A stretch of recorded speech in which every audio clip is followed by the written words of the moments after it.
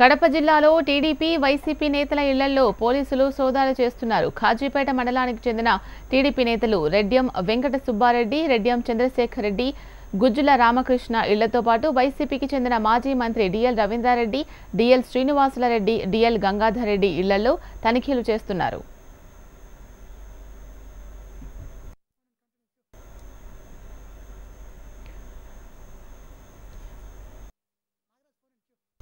దీనికి సంబంధించి మరింత సమాచారం మా ప్రతినిధి నాగరాజు ఫోన్ లైన్ ద్వారా అందిస్తారు.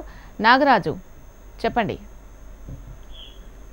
ఇలా మైదుకూరు నియోజకవర్గంలోని కాజీపేట మండలంలో టీడీపీ వైసీపీ నేతల ఇళ్లలో లక్ష్యంగా పోలీసులు సోదాలు నిర్వహించారు. అయితే ఎన్నికల సమయం దగ్గర పడుతుండడం, డబ్బుల పంపిణీకి తెరలే ఉండడంతో మైదుకూరు మండలంలో కీలకంగా ఉన్న కాజీపేట మండలంలో పోలీసులు సోదాలు నిర్వహించడం చర్చనీయాంశంగా మారింది. ప్రత్యేకించి మాజీ మంత్రి వైసీపీలో చేరిన మాజీ మంత్రి డిఎల్ రవీంద్రారెడ్డి కావచ్చు, ఆయన సోదరులు గంగాధర్ రెడ్డి, శ్రీనివాసులరెడ్డి ఇళ్లలోనూ పోలీసులు సోదాలు నిర్వహించారు. అయితే టీడీపీకి చెందిన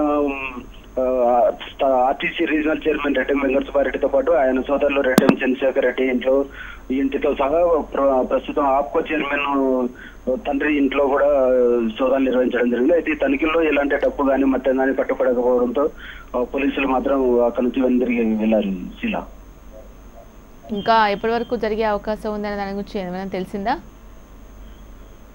అంటే ఉదయం 7 గంటల నుంచి దాదాపు సుమారు గంటన్నర సేపు ఈ తనిఖీలు సోదాలు నిర్వహించడం జరిగింది.